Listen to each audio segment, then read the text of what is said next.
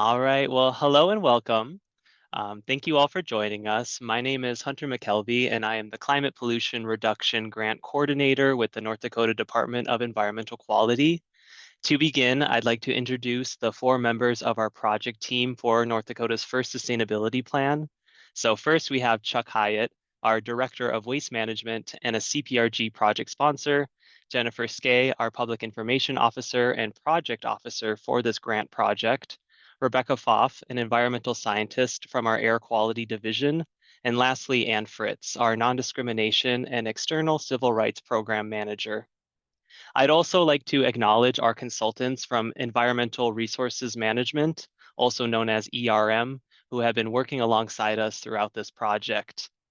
So today we are excited to provide you with an overview of North Dakota's draft greenhouse gas reduction framework, part of our broader effort, the North Dakota Climate Initiative, Working Together for Tomorrow. We'll highlight the vision, the progress we've made so far, and key strategies that aim to build a sustainable environment and prosperous economy for North Dakota's future. So let's dive right in. So back in 2023, North Dakota received a $3 million grant from the EPA's Climate Pollution Reduction Grant Program to help us identify opportunities that reduce greenhouse gas emissions, strengthen our economy, and maintain our role as responsible stewards of the state's natural resources. The draft GHG reduction framework we're discussing today will outline North Dakota's goal of achieving an 80% reduction in greenhouse gas emissions by 2050.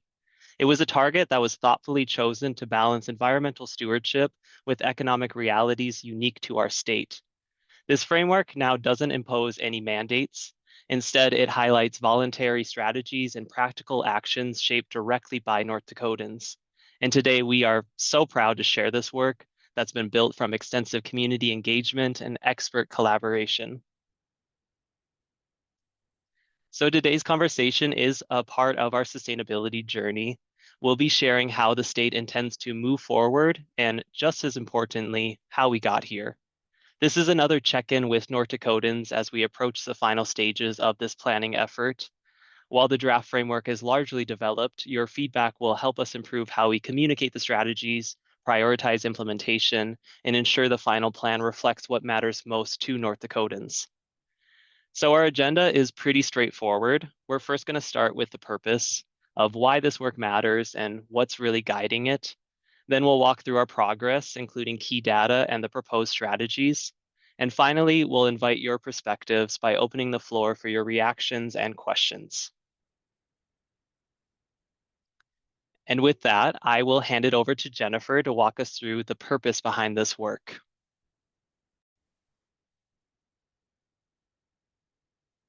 Thank you, Hunter. It's nice to be here with you all on this beautiful North Dakota afternoon. Many of you are here today are familiar with this project and have been integral to its progress so far. But for those of you new to this, why was North Dakota one of the 45 states that chose to apply for the CPRG grant and enter into a cooperative agreement with EPA? So as Hunter said earlier, back in 2023, under the leadership of then Governor Burgum, the North Dakota Department of Environmental Quality applied for the EPA's Climate Pollution Reduction Grant as a way to support our state's natural resources and economic growth. We recognize that North Dakota had a great story to tell. We saw an opportunity to highlight and promote the amazing work our state is already doing in the sustainability space, and how this project and some additional research could help us identify practical solutions to reduce emissions while preserving our way of life, strengthening our economy, and promoting energy independence. The resulting draft greenhouse gas reduction framework that we will preview today is one of the key deliverables of the grant. This framework serves as a roadmap, not for just reducing emissions, but for aligning those efforts with North Dakota's values and long-term priorities. So our vision for this plan was and is to build a plan in collaboration with North Dakotans that ensures a sustainable environment, thriving communities, and a prosperous economy for current and future generations. And as an energy producing and ag exporting state, it is critical that North Dakota adapt to fluctuating weather patterns and global markets to ensure our industries remain strong, competitive, and sustainable. You can find the full breakdown of this process, including our baseline GHG inventory, priority climate action plan, survey results, and more at deq.nd.gov/sustainability. And later on, I'll try and drop some of those in the chat as well. This grant has two different phases. In phase one, DEQ's CPRG team worked with the North Dakota Energy and Environmental Resource Center, EERC, to develop a baseline greenhouse gas inventory to identify and quantify emissions in North Dakota. We also partnered with Environmental Resources Management to help us identify what North Dakota was already doing well. And then later on, they helped beef up that inventory for us. We connected with many community members and organizations during this time to better understand what mattered most to North Dakotans. And through that work, we identified 5 shovel-ready projects across the state and pursued EPA funding to support them. Phase 1 concluded with our Priority Climate Action Plan. And then we hired Hunter to help coordinate this project back in September of 2024 and launched into Phase 2, known as the Comprehensive Climate Action Planning process. So the Priority Climate Action Plan was the smaller plan with the initial baseline inventory, and the Comprehensive Plan is the universe of things and a much bigger plan, much more detailed, in-depth analysis. So this phase 2, included extensive consultation, stakeholder engagement, and a deeper technical dive into the GHG analysis.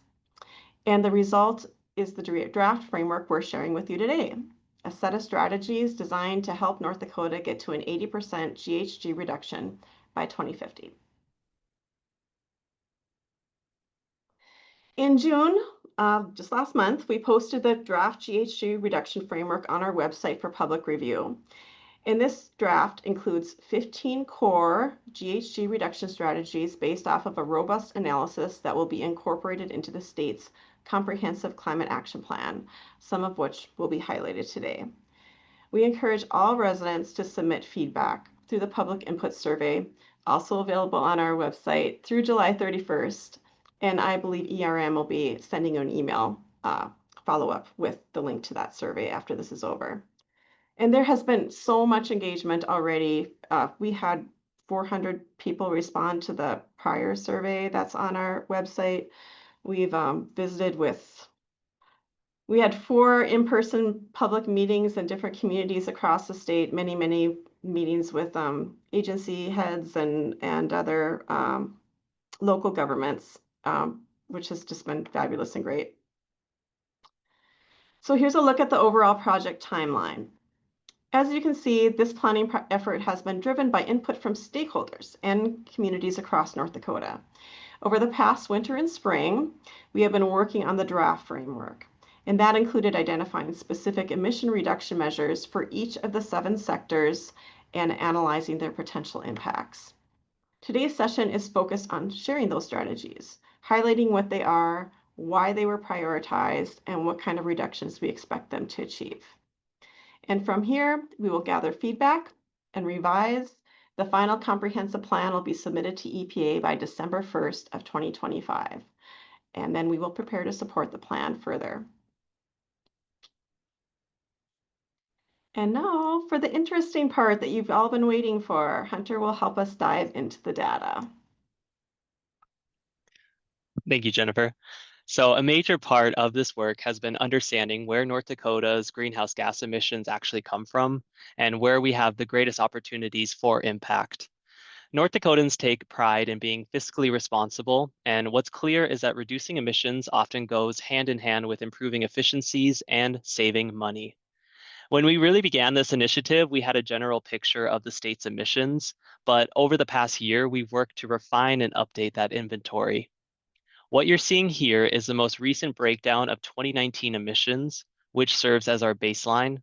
It's the starting point we'll use to measure progress moving forward. The largest share of emissions, 39%, comes from industrial processes, fuel use, and electricity consumption. Agriculture is next with 22% from cropland and livestock operations, and electric power generation accounts for about 15% of total emissions. Now that we've established our 2019 baseline, we projected what emissions would look like under a business as usual scenario, meaning if no new actions were taken and today's practices stayed in place. What we found is that emissions across most sectors would either stay flat or continue to increase through 2050. This chart shows that agriculture, industry, and electricity generation and use would remain the largest sources of greenhouse gas emissions over time. You'll also notice that natural and working lands shows up below the zero line. And that's because this sector can actually pull carbon out of the atmosphere through things like planting trees, restoring wetlands, or maintaining healthy grasslands. As stated before, our overall goal is an 80% reduction in emissions by 2050. These business as usual projections help us understand how far we need to go and what kind of impact different strategies could have in helping North Dakota meet that target. So the good news is that we can change the picture of our state's emissions. This chart shows North Dakota's projected emissions trajectory through 2050 if we implement the 15 strategies in the draft GHG reduction framework. The red dotted line shows the business as usual path you saw in the last slide, meaning what happens if we don't take any new additional actions. And the black dotted line shows our projected emissions with the framework in place, including the impact of natural and working lands that pull carbon out of the atmosphere. With these measures, emissions are projected to fall by about 45% by 2035 and reach the state's goal of an 80% reduction by 2050. The biggest reductions are expected from the industry, electricity generation, and building sector.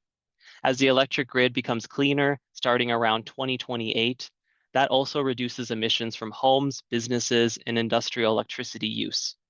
Other strategies like improving industrial processes, restoring wetlands, and expanding grasslands also begin to scale up around that same time. So what are these 15 strategies that will help us get there?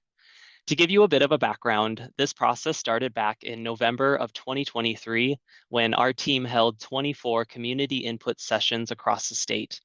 Many of you may have joined us then, and these input sessions were an opportunity to brainstorm together, explore possibilities, and listen to what matters most to North Dakotans.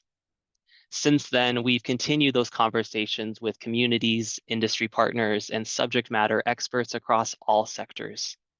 And alongside that engagement, we work closely with our technical consultant to analyze the emission impacts and cost effectiveness of different options. The result is the draft framework that we're sharing with you today, with 15 emission reducing measures that reflect both the input we received and the opportunities that make the most sense for North Dakota and the greatest impact. And we will be going over these measures in the next slide. So the draft GHG reduction framework is aligned with the major drivers of North Dakota's economy and focuses on opportunities for investment across 7 sectors. These include energy generation, agriculture, transportation, industry, natural and working lands, waste and materials, and commercial and residential buildings. While many sustainability efforts are already underway across the state, these 15 measures build on that momentum, targeting the strategies with the greatest potential to reduce emissions, benefit our communities, and grow North Dakota's economy. These measures reflect what we've heard from North Dakotans throughout the planning process. Early on, we gathered input on broad strategies. Now we're really looking at more specific actions that were shaped by public engagement, technical analysis, and sector expertise. And it's important to say that while other emission reduction options were considered, these 15 measures were prioritized because they represent the most actionable, cost-effective, and broadly supported opportunities available to the state at the time of planning, and also they offer the greatest impact on greenhouse gas emission reductions. At the core, these strategies form the sustainability plan. The plan outlines how North Dakota can become more efficient, better manage our resources, and create real opportunities for people across the state to be part of a lower emissions future.